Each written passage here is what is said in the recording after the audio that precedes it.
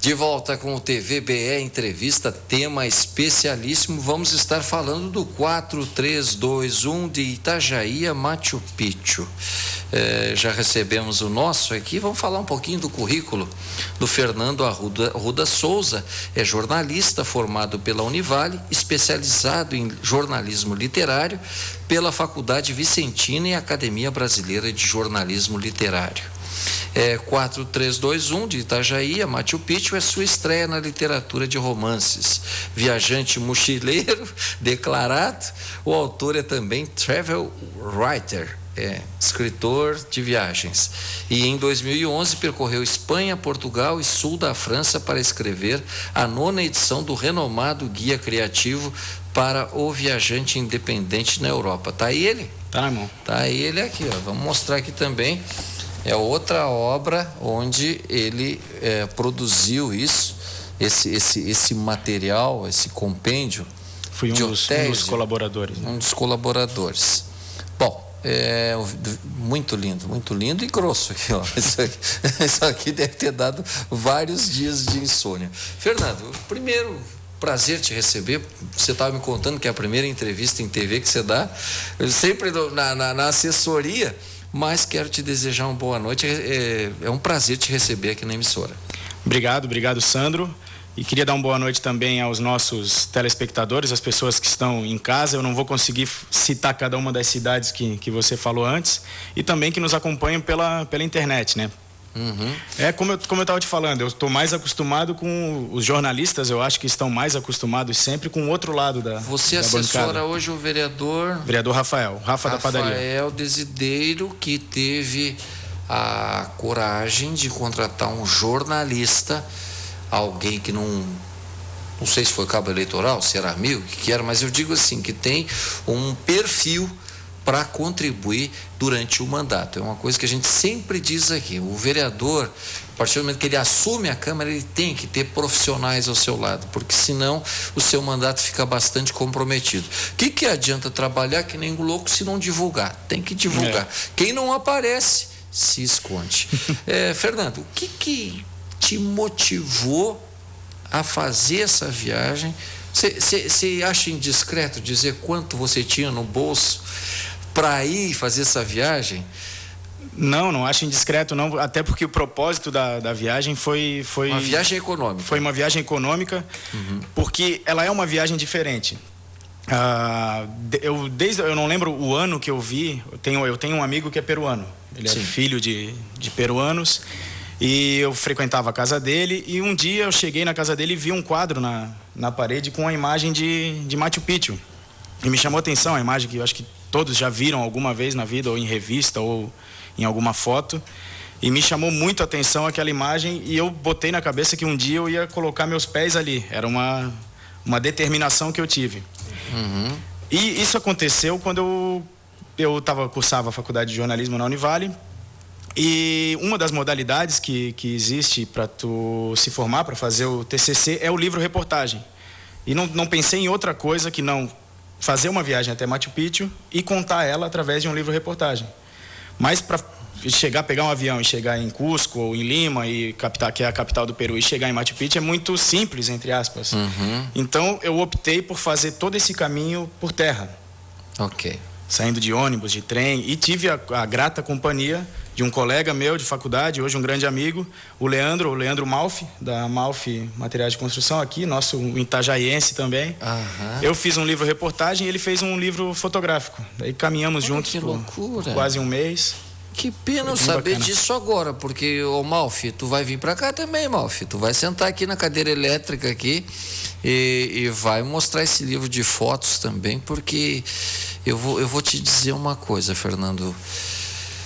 Eu tinha aquelas coleções, aquelas enciclopédias. Aí eu olhava as pirâmides do México, eu olhava o Taj Mahal, eu olhava as pirâmides do Egito, eu olhava lá as pedras de Stonehenge, né? Não sei como é que é a pronúncia, na Inglaterra. Pedras assim gigantescas que ficaram num lugar bem longe de qualquer lugar que poderia ser gerado essas pedras. E aí assisti aquele filme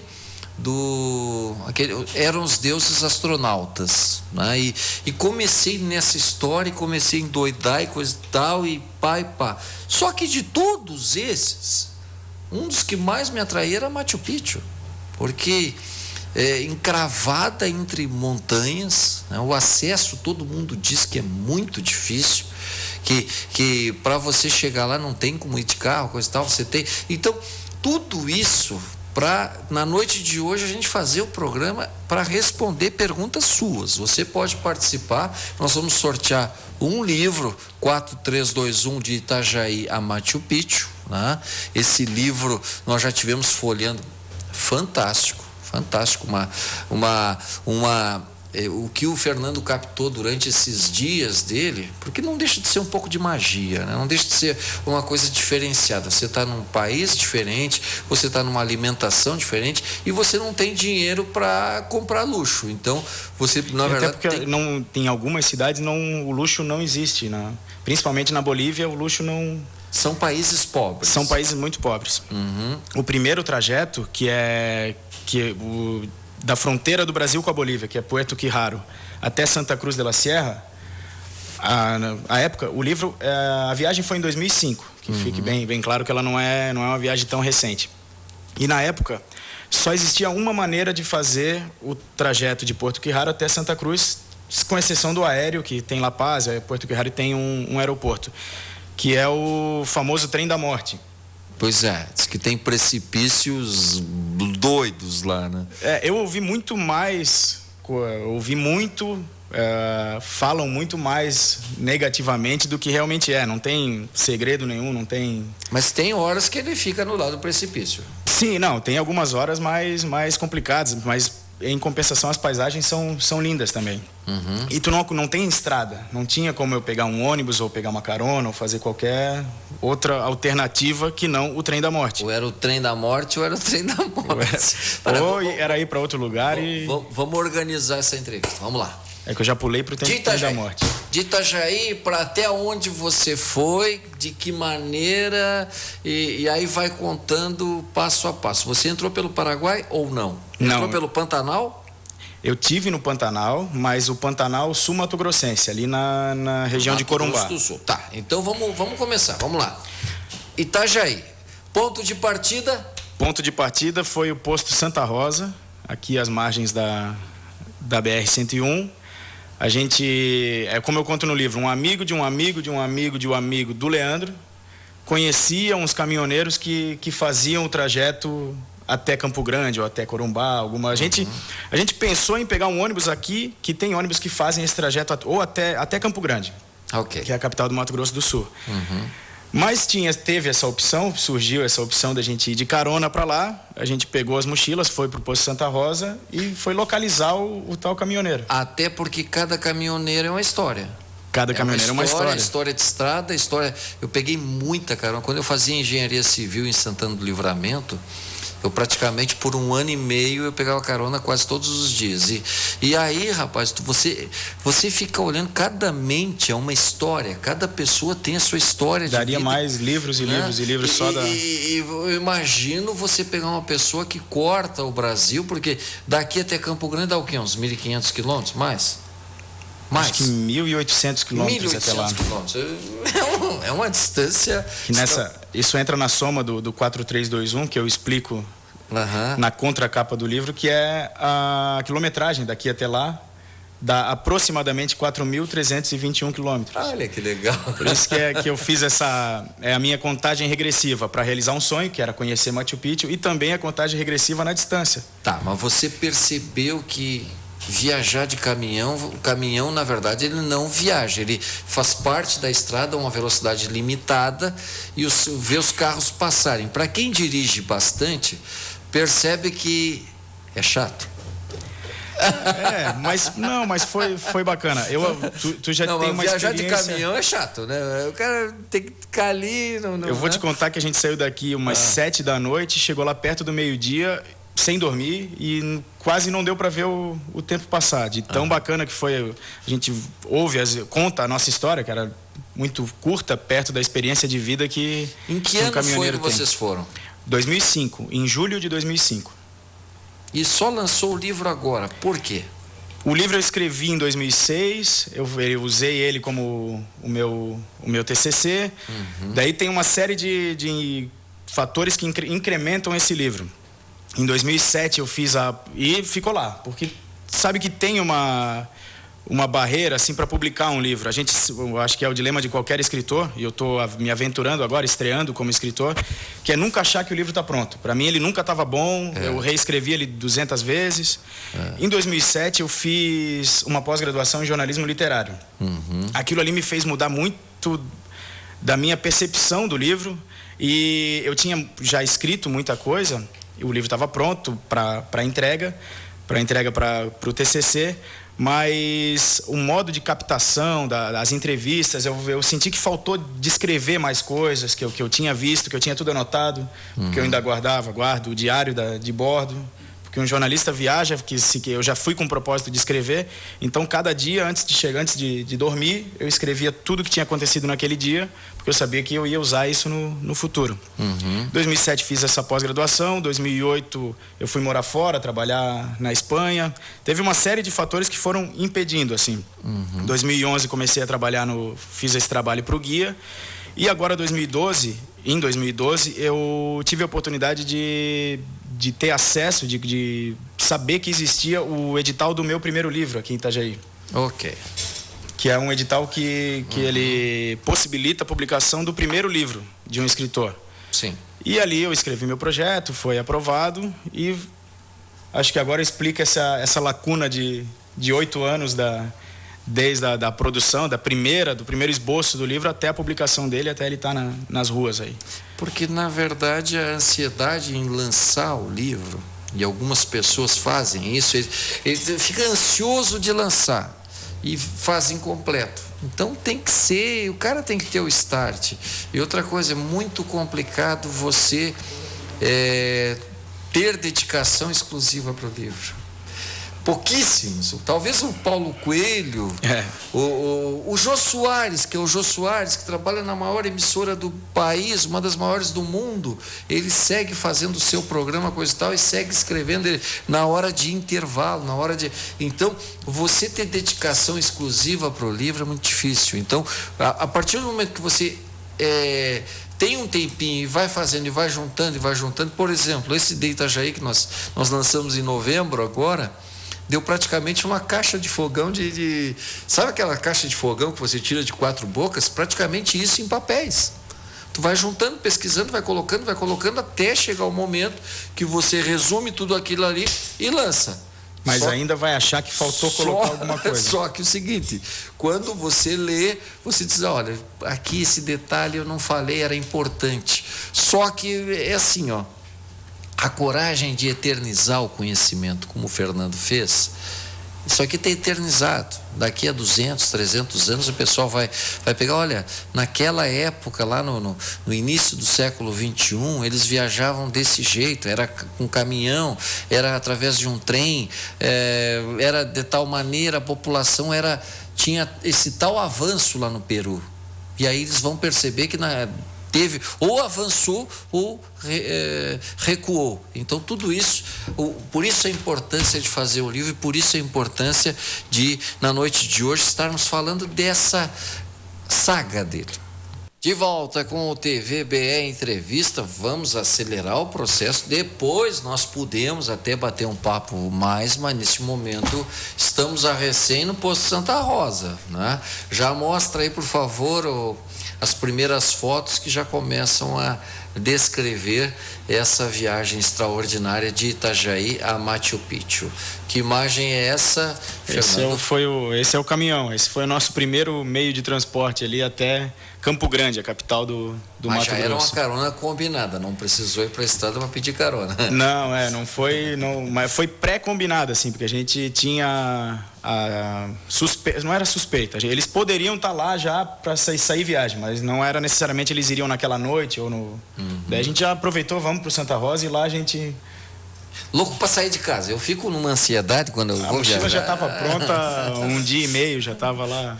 Vamos lá, vamos para a próxima.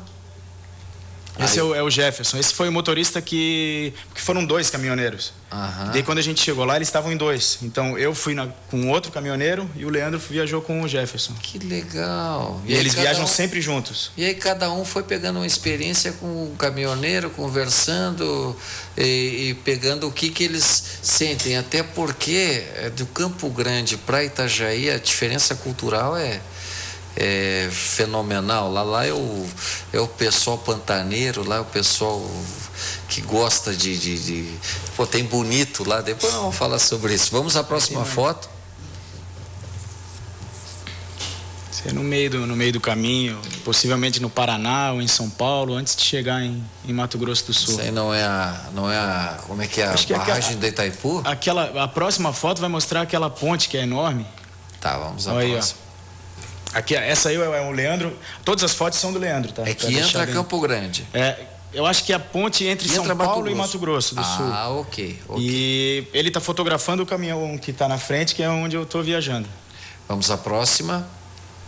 Acho que a gente já chega no terminal rodoviário lá de Campo Grande. Tá, e aí? De Campo Grande em diante? Eles nos deixaram daí num posto de gasolina, que foi o combinado, porque eles iriam seguir adiante. Então eles nos deixaram na entrada da cidade. É exemplo do posto Santa Rosa aqui, de vários postos que ficam às margens da BR, da cidade. Uhum. Dali a gente pegou um táxi que já estava chegando e já foi para o terminal rodoviário de Campo Grande para pegar um ônibus até Corumbá. Ok. Que ali é que a gente já tinha previsão ali de atravessar a fronteira e dali começar a viagem estrangeira, para assim dizer. Porque Corumbá é pertinho de Campo Grande, né? Fica, acho que umas 4 horas de viagem. Bem pertinho. Aí já começa a entrar em solo espanhol, né? Inclusive o povo lá tem feições indígenas, assim como o território boliviano inteiro. Vamos à próxima foto, Marcos. Pode ir a próxima foto, ainda a próxima. A próxima. Não dá para ver uma plaquinha escrito Corumbá. Ó, aí já são as ruas de Corumbá. Uhum. Casas coladas já é uma característica espanhola, né? Das casas todas coladas. A próxima. Legal. E Corumbá a gente fez um passeio curto ali tinha um dia de margem, a gente fez um passeio curto pelo Pantanal, só para dar pelo rio ali para conhecer. Lindo demais, né? A próxima, por favor. Calor, ali muito quente. Esse é lá em Corumbá, ó, como já parece um povo boliviano, já parece que a gente já atravessou a fronteira. Um telespectador fez a pergunta do frio, né? Quando a gente entrou no território peruano, já estava a temperatura bem baixa, que era julho também, mas aí em Corumbá, em Campo Grande, estava muito calor. O trajeto do Trem da Morte mesmo foi muito quente. Vamos à próxima, por favor. Você já é atravessando quase a fronteira. Já chegando ao Paraguai. Não, na Bolívia. Bolívia. A fronteira entre Brasil e Bolívia. Vamos à próxima, por favor. Se quiser até dar um ritmo mais acelerado, tem bastante. Vamos acelerando na hora que você quiser que tranque, aí você explica. Aí uma rodoviária. É a bilheteria do Trem da Morte, do famoso Trem da Morte. Meu Deus. Que cruza. Não, eu quero dizer, vou embarcar agora no Trem da Morte. Amanhã eu só quero lhe ligar, eu estava lhe ligando para dizer que eu estou entrando no Trem da Morte. Fique tranquila. Mas sabe que esse é um apelido brasileiro. Eles não usam esse nome, não. Muita gente não gosta desse nome. Eu tenho uma história bacana no livro de uma senhora boliviana que falou que para ela é o trem da vida, porque eu fiz a pergunta para algumas pessoas a respeito do porquê era Trem da Morte. Vou até dar 2 versões que eu tive. Sim. Que um cara nos falou logo na entrada ali. Pode cortar aqui pro estúdio e segura aí nessa foto. Que foi uma história bem macabra, assim, que o trajeto ali, como tem a história do tráfico de drogas na Bolívia, tinha uma chola, que é o nome que eles chamam as peruanas e as bolivianas, que estava carregando um bebê e o bebê estava morto e recheado de cocaína. Isso é uma lenda que fala ali, e por isso que era Trem da Morte. Mas só esse cara falou isso pra gente. A versão mais batida, assim, é que teve e era comum surtos de febre amarela na Bolívia. E as pessoas eram transportadas para serem tratadas no Brasil, ou para tentar alguma emergência no Brasil. E muitas delas morriam nesse trajeto, que são mais de 20 horas. Por isso que, como muita gente morria, era o trem da morte. Meu Deus. Quem já andou aí, quem tem a minha idade um pouquinho mais, e já andou de trem, uma vez eu fui de Bagé a Pelotas, deu 8 horas de viagem e eu fiquei desconcertado, porque é aquele barulho contínuo e ele vai sacudindo no trilho, e vai indo e vai 20 horas o trem da morte no meio dos precipícios. E é um trem pinga-pinga, né? Porque ele vai parando. Logo na saída ele para bastante. Depois a foto que eu trouxe ali é muito escura, mas teve um episódio assim, e aconteceu algumas vezes, que o trem a gente passava e via alguns vagões lotados de gente, parado, sem... Como é que é o nome do vagão da frente lá? Sem a máquina. E tava ali parado, a gente achava estranho, e o trem ia reduzindo, ele ia lá na frente e dava um tranco, que dava a entender que ele estava acoplando mais alguns vagões lotados de passageiros já no... Então quer dizer que o cara embarca no trem sem a locomotiva e fica ali esperando. Daqui a pouco o cara já passa o trem, engata e leva. Muito até legal. O dia que esse engate não funcionar, fica lá. Um desses momentos foi na madrugada. Eu achei estranho, porque parou e deu uma batida assim, né? Porque a gente foi acordado várias vezes, chegavam policiais com lanterna nos bancos, assim, não sei o que eles estavam procurando ali. Não abordavam ninguém, mas chegavam em cada poltrona com a lanterna na cara para ver quem era. Que estranho. Sim, mas o trem da morte é recheado de episódios assim que são bem bacanas, mas nada que leve que nos leve a esse nome aí, não teve perigo nenhum. Paulinho está dizendo aqui que foi um horror. Ele achou que nunca ia chegar. A Kelly Alessandra da Silva, olá, boa noite, segue a pergunta ao editor. Qual a maior dificuldade enfrentada à viagem a Machu Picchu? Qual foi no teu ponto de vista? Olha, eu vou dizer que... Porque o trem, acho que para mim, foi divertido. O trem foi divertido, assim como a viagem toda. Eu fui um privilegiado, porque me falaram do trem, depois falaram do mal das alturas, depois falaram da comida e da água. E, não vou mentir, mas alguns dos nossos companheiros de viagem sofreram com o mal das alturas, que é quando a gente está numa altitude, numa cidade muito alta, a respiração fica mais difícil e as pessoas acabam tendo enjoos e dá alguns transtornos estomacais ali, mas eu passei em branco nessa viagem. Sou sincero em afirmar que eu não tive dificuldade nenhuma. Foi muito bacana a viagem, uma viagem econômica ao extremo, porque eu esperava até gastar mais, não que eu quisesse esbanjar, mas eu acho que eu cruzei a Bolívia inteirinha com menos de $100. A moeda da Bolívia estava muito desvalorizada. A Bolívia era um país à época sem presidente. Então, o prédio do governo estava todo apedrejado, a Bolívia estava num momento bem crítico. Estava num momento complicado. O Enio André de Goss diz: Sandro, este livro é muito inspirador. Aqui em casa já iniciamos a programação de uma viagem tipo mochileiro. Livro fantástico. Abraço e boa noite. Enio André de Goss. Um abração pro Enio. O Enio é um grande amigo. Também a Percy Simundes, dizendo que parabéns ao Fernando pela coragem e por registrar isso para as outras pessoas terem conhecimento.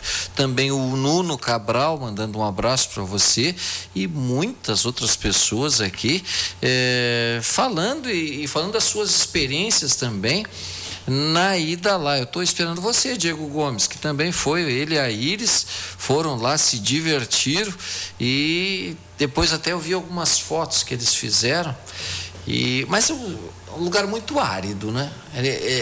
Pouca água, tem lugares, parece que, não sei se é na Bolívia ou tem locais que faz 400 anos que não chove. Olha, a viagem inteira foi sem chuva. E até porque a gente escolheu esse mês, o mês de julho é considerado um mês seco. Só que depois eu vou explicar o motivo, mas julho é considerado um mês que não chove em Machu Picchu. É o mês ideal para tu visitar Machu Picchu, em todos os guias. E no dia que a gente resolveu subir, choveu. Então tava o Huayna Picchu, que é aquele...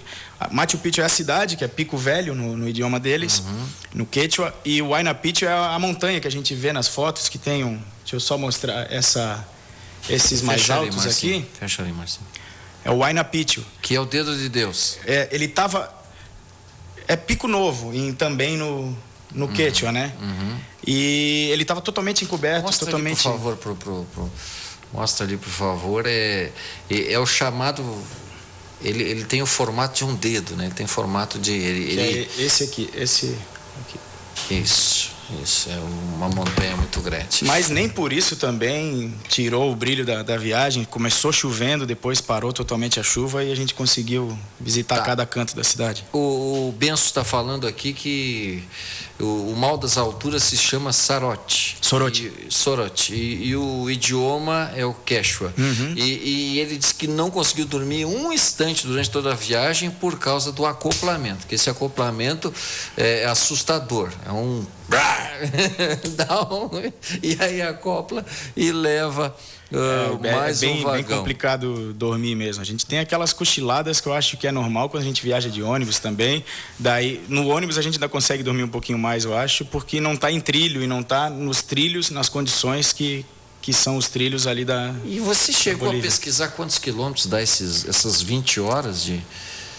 eu devia ter trazido para ti cada trecho, até para justificar o nome do meu livro. Tá. Vou ficar devendo esse trecho agora das 20 horas. Todo o trajeto do trem. Mas chega a ter um momento que o trem empina, que você olha assim, o trem está lá subindo. Chega a ter subida ou é uma coisa mais leve? Não, é bem plano, é bem tranquilo tanto porque a gente não sobe muito. A Santa Cruz está no mesmo nível de Corumbá, de Campo Grande. É uma cidade muito parecida com as nossas cidades aqui. Vai ter a hora que tu vai me falar de uma grande subida, porque a informação que eu tenho é que Machu Picchu está 2.400 metros acima do nível do mar. De Santa Cruz a La Paz sobe muito, porque La Paz é a capital mais alta do mundo. Quero estar certo e acho que estou certo.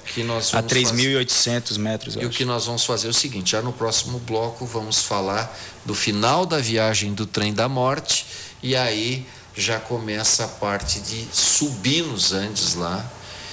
E, gente, não pisque o olho, não troque de canal, não faça nada, fique paradinho aí que vai começar muita emoção, neve e frio. Com imagens belíssimas também. Com imagens belíssimas que eles acabaram registrando durante a viagem. De volta com o TVBE Entrevista, estamos indo a Machu Picchu. Já fizemos aqui do Santa Rosa, fomos de carona, de caminhão até Campo Grande, aí de Campo Grande até Corumbá, de quê?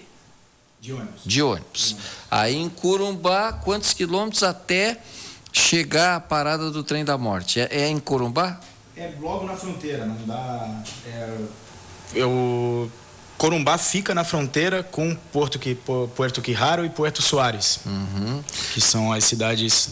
Puerto Quijaro é a partida do trem da morte. Do trem da morte. Então a gente pode tirar como daqui a Itapema ali. Que vai até Santa Cruz de la Sierra. Quijaro até Santa Cruz. Tá. Aí depois disso? Depois lá em Santa Cruz, de ônibus até La Paz. Aí já começou a ter umas paisagens mais... La Paz tem um pico, uma montanha totalmente coberta de neve.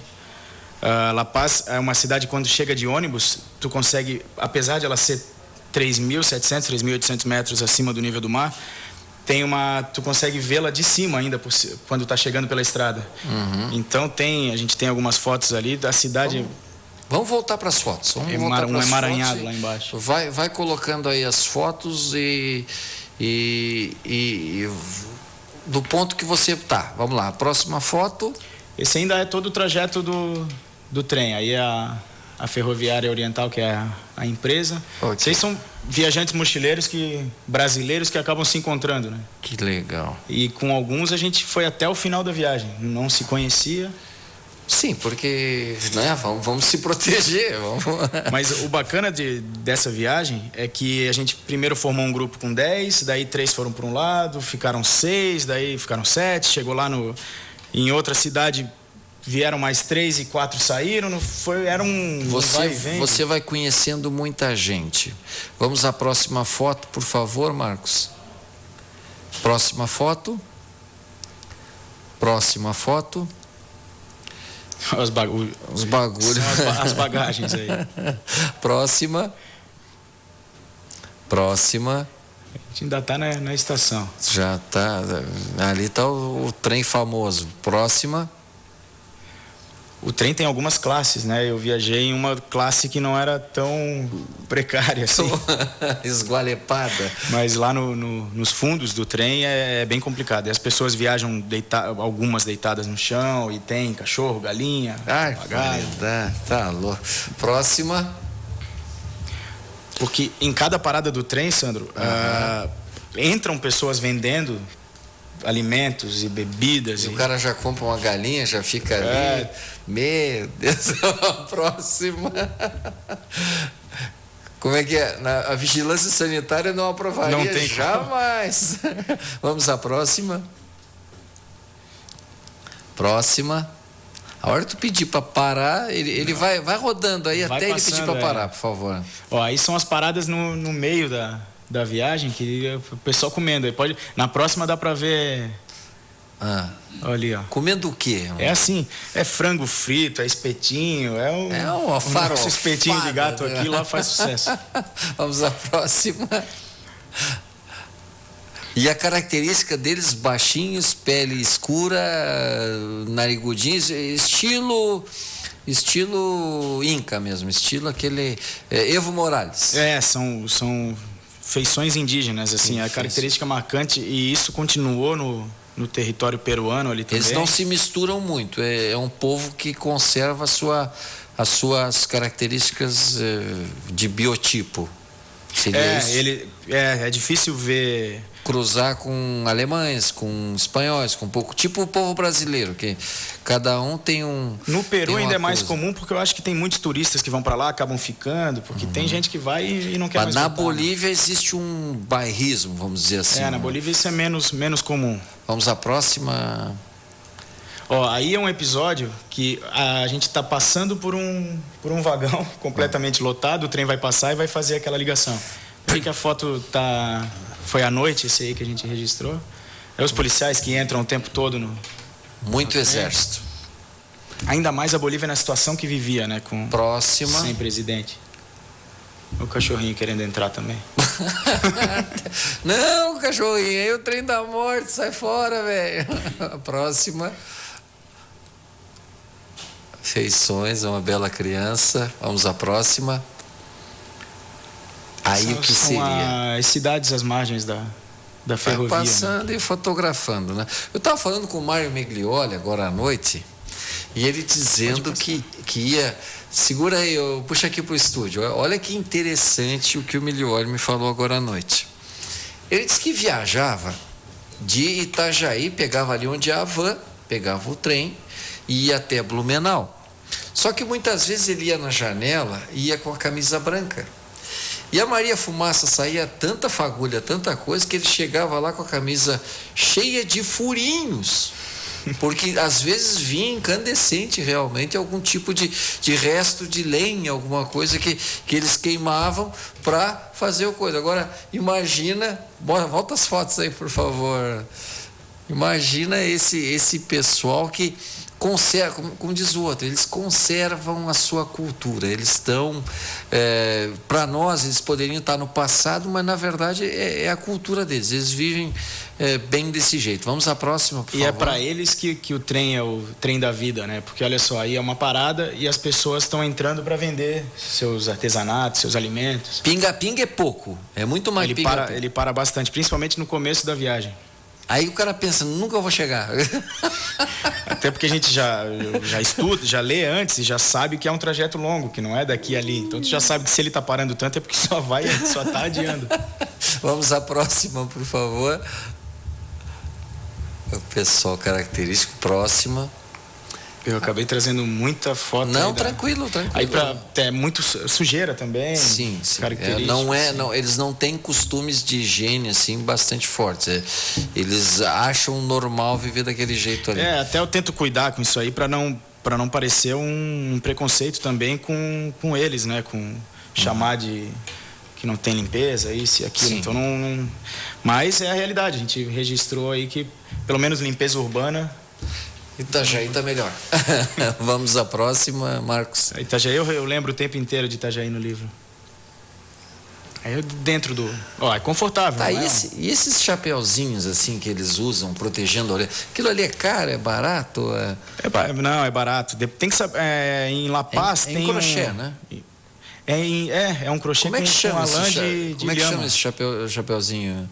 Lembra não? O nome dele não vou te dizer. Não, daqui a pouquinho alguém já vai nos dizer aqui. O pessoal tá respondendo bem aí. Aqui o pessoal tá falando da limonada. Diz que eles chamam de lemon lá. O suco de limão é limonada. Vamos à próxima, por favor. Cheio, muita população. Aí já é o desembarque em Santa Cruz, é bem cheio. O trem vai muito cheio. Vamos à próxima, por favor.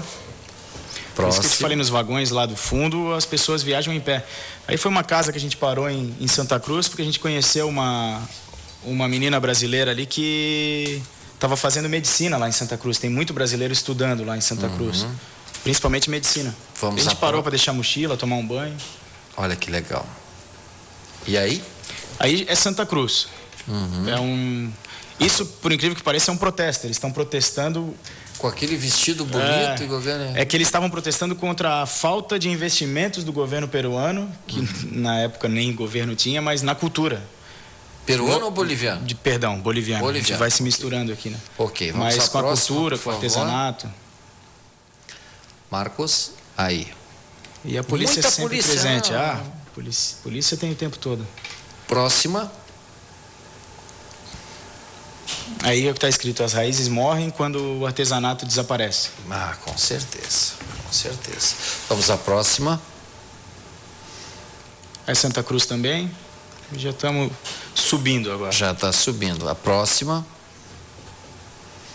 Ainda é... Carros velhos, né? Carros bem... Eles conservam os carros e a frota não troca. E buzinam o tempo inteiro. E não é só em Santa Cruz. Em Santa Cruz eu percebi pela primeira vez o que seria comum na Bolívia inteira. Eles não param de buzinar. O que aqui é para ser uma exceção, lá eu acho que é regra. Não, uma vez eu fiquei louco lá de Foz do Iguaçu, como é que é? Lá de Foz do Iguaçu é Porto Assunção, não é Porto Assunção, é Foz do Iguaçu, do outro lado eu não lembro o nome. Só sei que o pessoal tudo engarrafado e tudo buzinando. Digo, mas por que eles estão fazendo isso, cara? Mas parece que é uma maneira deles desestressarem buzinando. Mas pensa numa poluição sonora, né? Vamos à próxima. O caminho para La Paz. Caminho para La Paz. Que aí já é subida e mais subida sem parar. Vamos à próxima. Vai indo, Marquinhos, até a gente pedir para parar. Enquanto ele não pedir para parar, você vai rodando. Muito seco. Diz que essas regiões ruínas, aí... assim, né? As cidades ficam meio em ruínas. No caminho entre Santa Cruz e La Paz, tu vê casas e sem nada. Abandonadas totalmente. Próxima. A Pacenha ali era a cerveja lá de La Paz. Essa é uma típica boliviana, uma chola. Eu lembro que uma chola foi no programa do Ratinho e deu um pau nele no ringue lá. Eu dei tanta risada, rapaz, porque elas brigam. É um costume do Peru, da Bolívia e das mulheres brigar. Tipo um UFC ali entre as donas de casa. O pau pega, velho. Vamos à próxima. Essa é La Paz chegando. Como é possível ver La Paz de cima ainda viajando por terra, porque embora a cidade seja muito alta. Muito alta. E ali tu vê as casas uma no ladinho da outra, não tem prédio, mas é tudo coladinho um no outro. Tudo coladinho. Vamos à próxima. Ó, que eu falei daquela montanha nevada lá no fundo.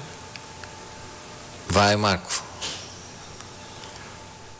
Vestimento completamente diferente. Também estavam protestando aí em La Paz. Estavam na frente da catedral protestando por mais atenção ao artesanato. Próxima. Porque um povo que vive das raízes, vive do artesanato, se não tiver nem isso aí, acaba se apagando, né? Mas muito turista, né, Fernando? O pessoal vai mesmo, pessoal.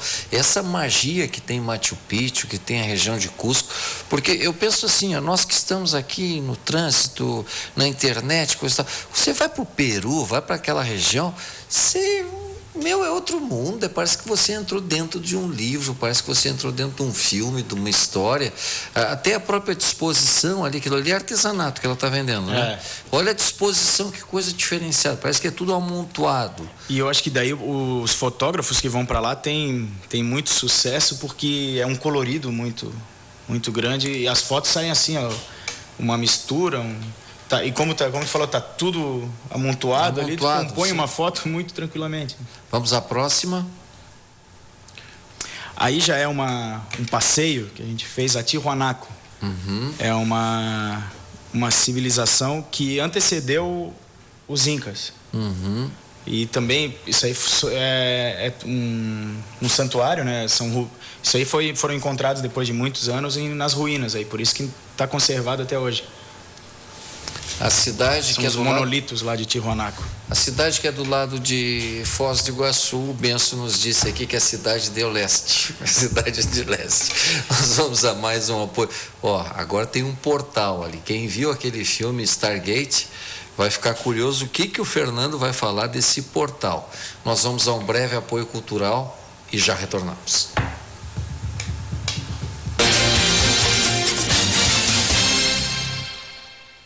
Restaurante Vovó Zena oferece de segunda a sábado um super buffet incluindo sobremesa. Além da grande variedade que você já conhece, agora também com carne na chapa. Aos domingos, o almoço da família com gostinho de quero mais. E à noite, o sabor inconfundível da pizza da vovó. Restaurante Vovó Zena, Rua Estefano José Vanoli, 1410. Fone 3248-4394, Itajaí. Olá, amigo telespectador. O Projeto Brasil Esperança e a TVBE estará realizando um grande evento dia 22 de fevereiro de 2014. Nós estaremos realizando mais um pedágio. E este pedágio é para a jovem Bruna. A jovem Bruna que tem um problema sério nos ossos e precisa fazer um transplante. E vai sair R$80 mil.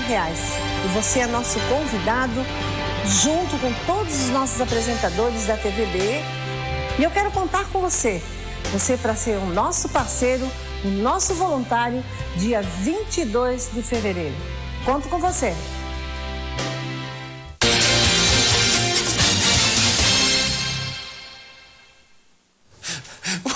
Acelerar aqui, gente.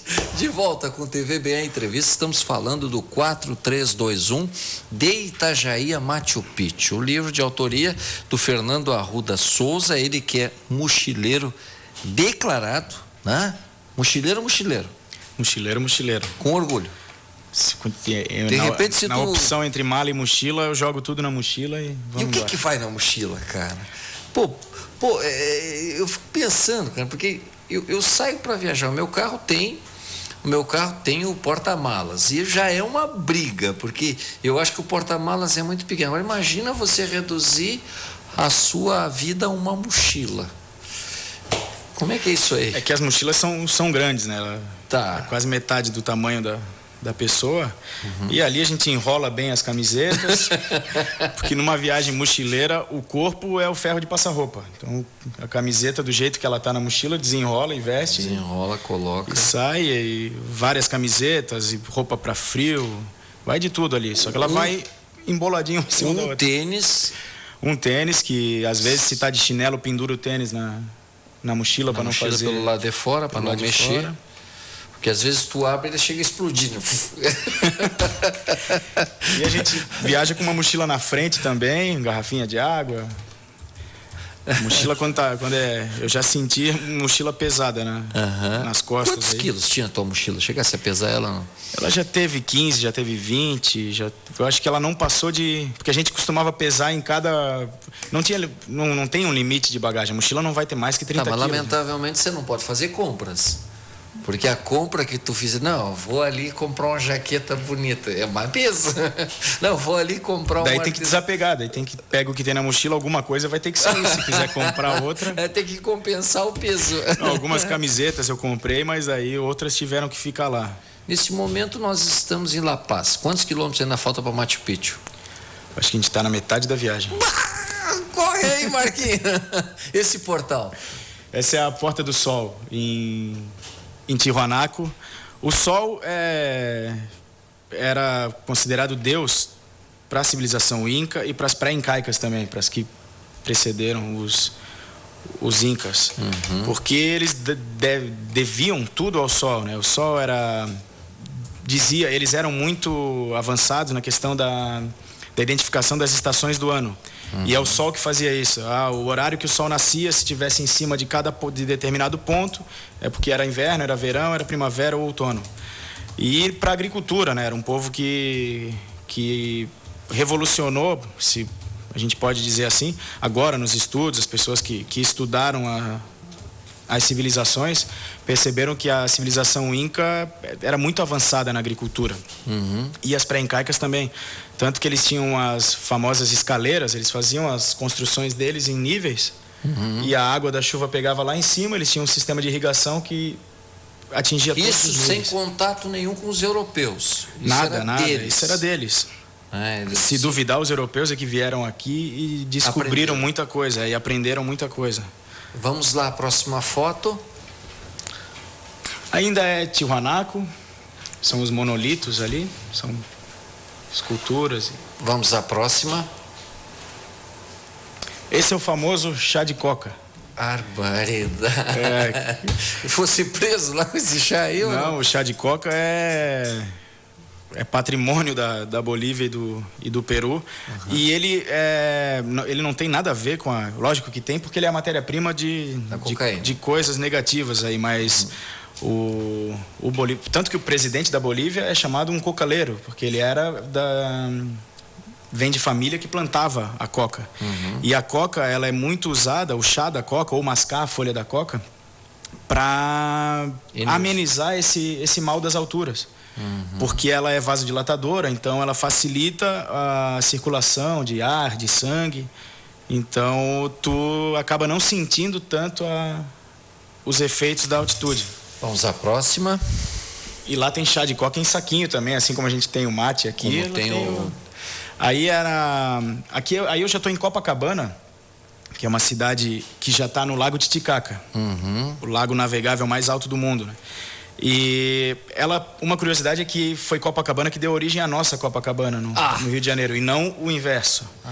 Porque em determinada década lá, uma imagem da Virgem de Copacabana veio para o Rio de Janeiro, foi instalada num forte no Rio de Janeiro, onde hoje é a praia de Copacabana. Eu estou impressionado com a cor da água, né?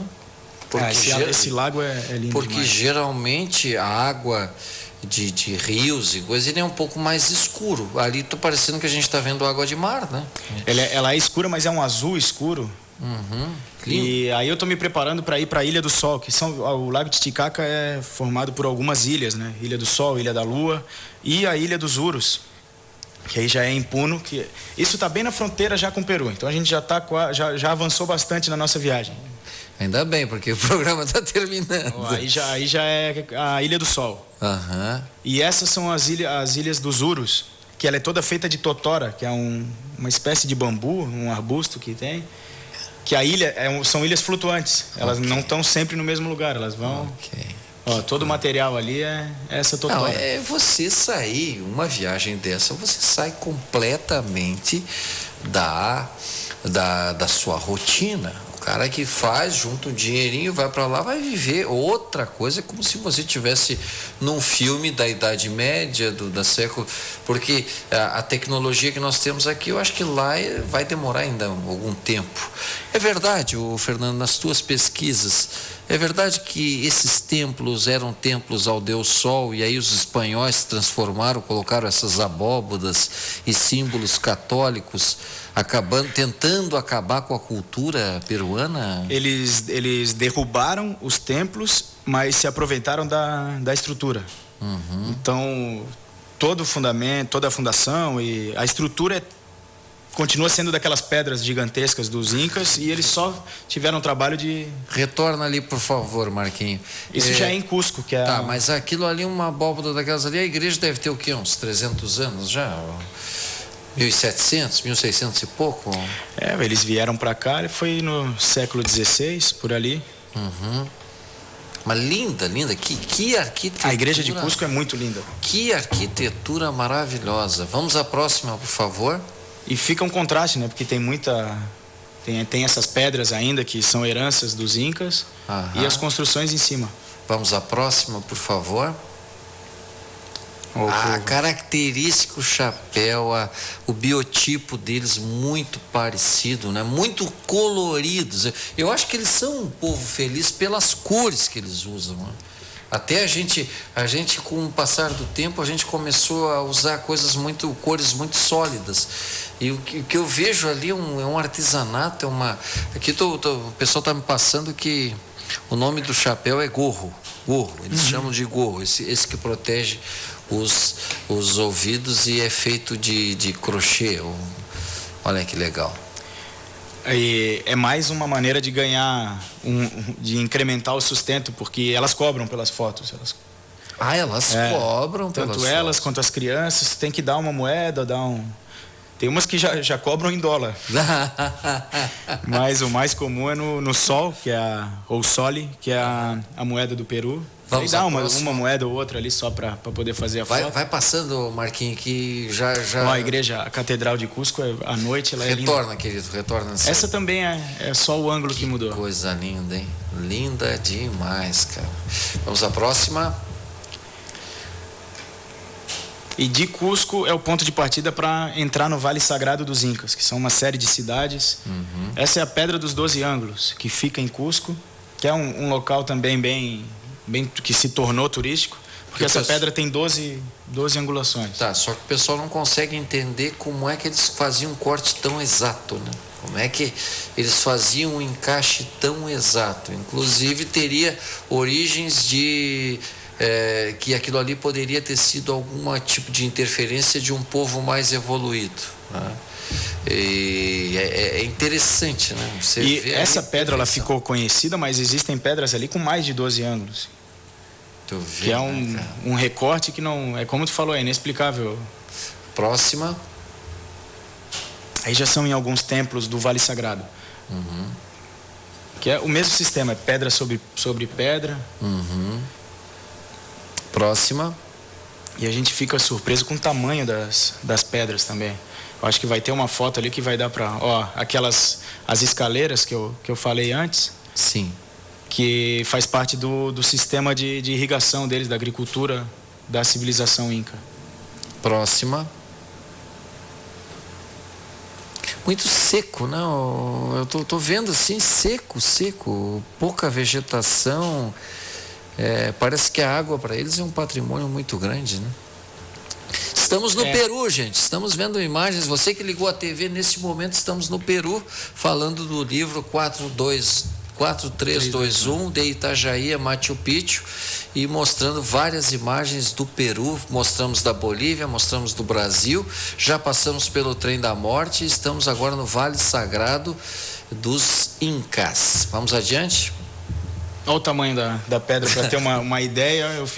Eu posei ali para foto só para ter uma noção do tamanho que é a pedra e como colocaram essa pedra ali, né? Tamanho do bico do papagaio, né? Próxima.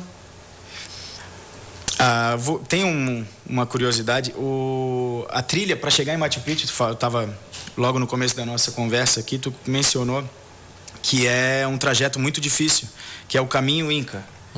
São 3-4 dias, só que esse trajeto ele tem um número limitado são 500 pessoas por dia que podem fazer esse trajeto e é o preço de $200-400. Meu Deus. Ele é quase o valor da viagem inteira.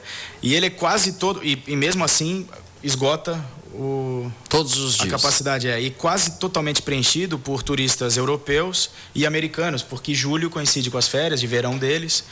Então, por isso, e também até pelo motivo financeiro, a gente não fez esse caminho Inca. A gente foi até Águas Calientes, que é esse local aí de trem. Em Cusco, tu vai até Ollantaytambo, que é uma cidade, pega um trem e sobe até Águas Calientes para de lá pegar um ônibus até Machu Picchu. Vamos à próxima. Esse de 3 dias vocês não conseguiram fazer por falta de dinheiro. Não, e porque não tinha vaga. No tradicional não tinha vaga. O que é aquilo lá, Fernando? Que lindo. Esse é uma estátua para Pachacutec, que foi um imperador inca. Que legal. Vamos à próxima, Marcos. Aí é o trem que já vai nos levando. Pode ver que são japoneses, europeus, sim, o mundo americanos. inteiro tem curiosidade da cidade de Machu Picchu. Gente, estão me sinalizando, eu preciso fazer mais um apoio cultural, só lembrando que o lago de Titicaca, que ele estava falando, fica a 4.500 metros de altitude. É uma loucura você imaginar que existe tanta concentração de água num local tão alto. Nós vamos a um breve apoio cultural e retornamos com Machu Picchu. E eu quero perguntar para o Fernando o seguinte: se ele descobriu por que a população abandonou, por que ela é conhecida como cidade perdida. Nós já voltamos. De volta com o TVBE Entrevista numa noite antológica, já que estamos fazendo uma viagem de Itajaí a Machu Picchu, você tem condições, todas essas histórias que estamos contando estão registradas nesse livro, que é o 4321 de Itajaí a Machu Picchu, do Fernando Arruda Souza, ele que participou de outras publicações de mochileiros, mas que quis registrar até mesmo para que as pessoas que quiserem fugir do cotidiano, que quiserem fugir daquela coisa do dia a dia, de eu vou pagar a luz, pagar IPVA, papapá, não, vou fazer uma experiência diferenciada. Você adquire esse livro e sabe o que deu certo, o que deu errado, aonde você pode entrar e aonde você não deve entrar. Uma vez eu fui para Paranatinga, e o cara me avisou, disse: ó, o melhor lugar para tu tomar um suco, para tu passear em Paranatinga, no interior do Mato Grosso, é o Salum. Só que tu baixa a cabeça porque a porta é bem baixa. Eu entrei no Salum, baixei a cabeça, vi que meio escuro, né? Tinha um degrau, torci o pé, tinha outro degrau, torci o pé e me estarrachei no chão. Quando eu voltei, estava voltando para Sorriso, eu cheguei no posto e digo pro cara assim: obrigado por me avisar para baixar a cabeça, só que tu não me disse que tinha 2 degraus e eu me arrebentei lá. Então, leia o livro, é bom antes de você ir, você ler alguma publicação e alguma fonte confiável como o Fernando Arruda Souza. Mostra as fotos que nós temos que chegar em Machu Picchu aí. Vamos lá. Mas agora já tá quase. Agora tu falou isso aí, eu lembrei que no guia, na outra publicação que eu participo também, tem uma seção barbadas e roubadas. Que tu dá as dicas que é difícil de tu encontrar em publicações normais e também aquelas que é bom evitar. Vamos lá. Próxima. Vai rodando aí. A hora que o Fernando mandar parar... É o painel que... Essa foto eu fiz depois de voltar. Sim. Estava ansioso para encontrar isso aí. Ó. Sempre nublado, sempre com esse nevoeiro. Nesse dia, eu estava... Porque, como eu estava explicando, julho é muito difícil de chover. E, coincidentemente, naquele dia começou a chover. A gente estava lá na estação, quase subindo para Machu Picchu, e começou a chover. E eu fui questionar um vendedor numa banca de jornais. Falei: pô, mas julho não era um mês que não chovia? É comum chover aqui? O que está acontecendo? Daí ele falou que tinha um incêndio numa cidade que próxima aos trilhos do trem. E o incêndio estava se alastrando pelos trilhos do trem e podia atingir a mata ali, podia atingir mais cidades.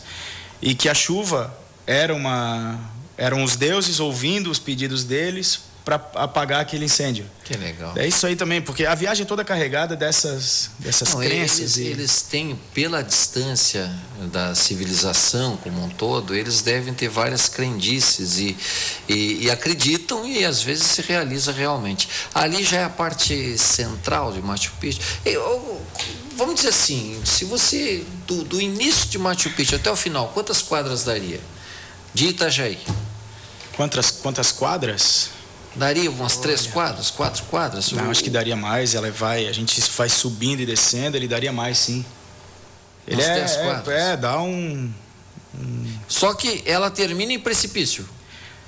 E ela tem rumores que ela está caminhando, entre aspas, para um precipício. Para um precipício. Ano após ano ela caminha alguns centímetros. Isso tem um estudo que já foi contestado também de uma universidade de Tóquio, que um dia vai acabar. Era um boato já lá em 2001, 2002, mas eu já ouvi agora recente que em 2006 eles vão fechar para visitação porque está ficando sério a coisa.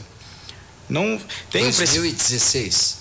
Mas eu também não vou agora assinar embaixo isso, porque foi que eu li num blog de viagem, alguém falando, corra, porque em 2016 vai... Não sei se estavam querendo vender passagem ou... Porque ele está... Não, eu acredito pelo seguinte, porque a umidade do solo... eu não sei quem me falou que foi para o Chile e ficou impressionado, tanto que Chile mexe, né? O Chile o tempo inteiro ele está mexendo e você vê umas tremidinhas e você vê é normal, as camadas tectônicas e toda nós estamos num planeta que gira, né? Então vamos lá, próxima foto, querido, vamos lá, Marquinhos. Isso aí que me impressiona, cara, as medidas que eles tiram, é perfeito, né? A arquitetura é perfeita. Ela era dividida em setor urbano e o setor agrícola. Uhum. O urbano tinha a casa do rei, a casa do Inca, alguns templos. Vocês foram com guia turístico ou vocês foram pelo conhecimento de vocês, Fernando? A gente se infiltrou, porque assim, quando tu compra...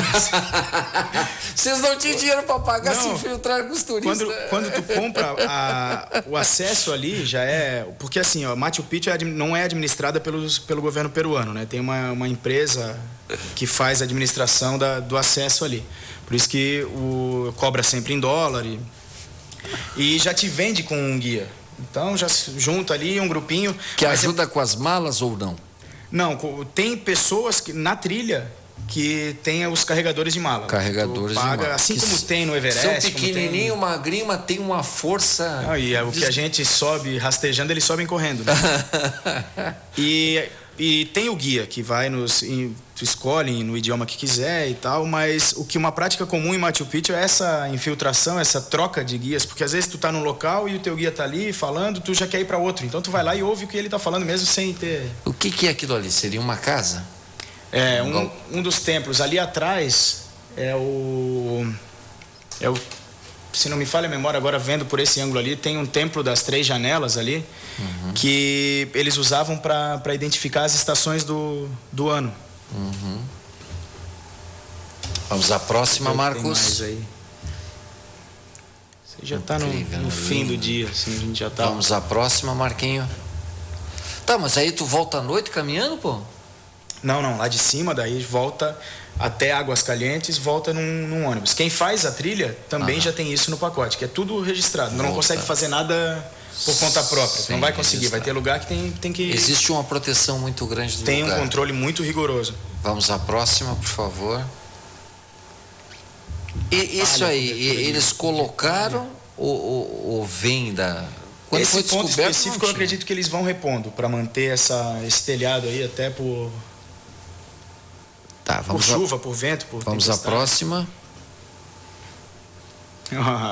Uma lhama. Uma lhama. Que andam soltos lá também. Tem muitas lhamas em Machu Picchu. Aí é um dos guias explicando. Vamos à próxima. Meu Deus. Essa é uma das janelas. Eu fico... Porque eu imagino como portais. Eu imagino como portais do conhecimento, portais de novas experiências. Toda vez que eu vejo esse símbolo de coisa, parece que você passa ali e a tua vida se renova, a tua vida, eu acho muito... Com certeza não volta a mesma pessoa. Não volta a mesma pessoa. Passa, atravessa isso. Lindo aí. Demais. E o engraçado é a diferença de cores da pedra, né? Uma pedra bem amarela, um pouquinho mais escura e lá no final uma avermelhada. Então, e olha aquela lá em cima, lá, ela foi, a impressão é que dá que simplesmente ela foi deixada ali e não vai se mover. Eu acho que agora tem a última imagem. Ou vamos à últimas. Próxima, Marco. Essa aí encerra. Aham. Então tá aí.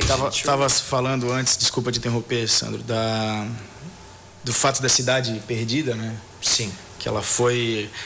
Os espanhóis invadiram e destruíram a colonização, a civilização Inca, século XVI, XVII, e Machu Picchu ficou até 1911 sem ser descoberto. Ninguém conhece, ninguém... Lógico que a história contada é que em 1911 foi um americano que descobriu, entre aspas, Machu Picchu, porque ele foi levado por alguns nativos. Moradores.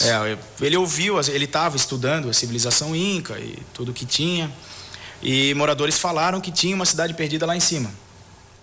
Daí, tanto que ele teve uma equipe para limpar todo o trajeto. Fizeram uma trilha para ele. Fizeram uma trilha para ele. E tem uma lenda, Mateus, que ele desembolsou um sol, uma moeda de um sol, para que levassem ele até lá.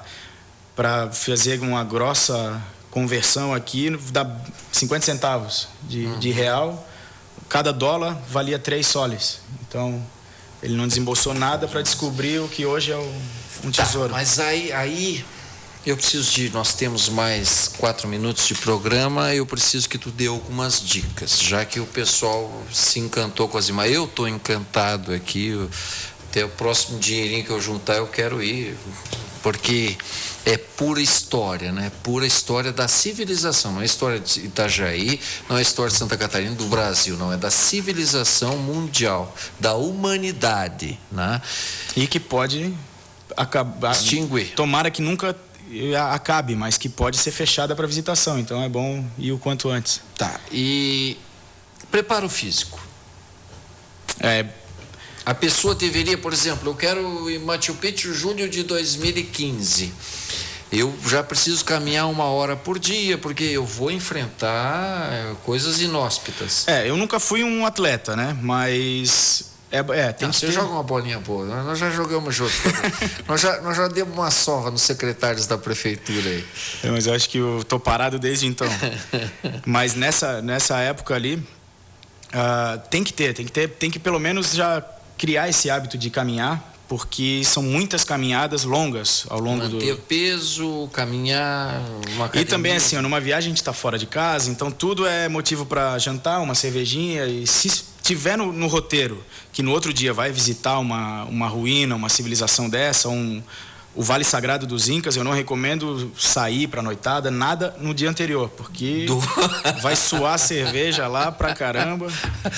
Não, e não pode estar de ressaca, não pode. Você imagina você pegar e começar a suar e começar a cansar, o grupo vai caminhando, você não pode ficar para trás. Então e é muito a época ideal é entre maio e agosto, então é quente para lá também, por mais que seja o nosso inverno aqui no hemisfério sul, mas é muito quente. Os turistas são protegidos, questão de assalto, de alguma coisa assim ou não? O mesmo cuidado que a gente tem que ter, eu acho que em qualquer lugar. Lógico que isso vai ser aqui, como vai ser na Europa, em qualquer lugar, se der muita mancada, vai. Reloginho de ouro, câmera no peito, coisa e tal, querendo aparecer. Fernando, você vai lançar esse livro no dia 11 de fevereiro. Dia 13 de fevereiro. 13 de fevereiro. Ele vai começar a dar entrevistas em vários meios de imprensa. Eu fico honrado que o 4321 de Itajaí a Machu Picchu tenha sido lançado aqui no TVBA Entrevista. Te agradeço. Eu que agradeço. Os pontos de venda, por favor. Hoje, a partir de hoje, ele já está sendo vendido na livraria Casa Aberta, aqui em Itajaí. Por enquanto, é o nosso único ponto de venda, ou diretamente comigo, eu tenho muitos... Teu celular? É o 9967-0489. Tá no silencioso, porque o pessoal vai te ligar agora. Tá. Querido, obrigado pela tua presença. Vamos... Outras obras. Eu quero fazer um dia esse da Europa aqui.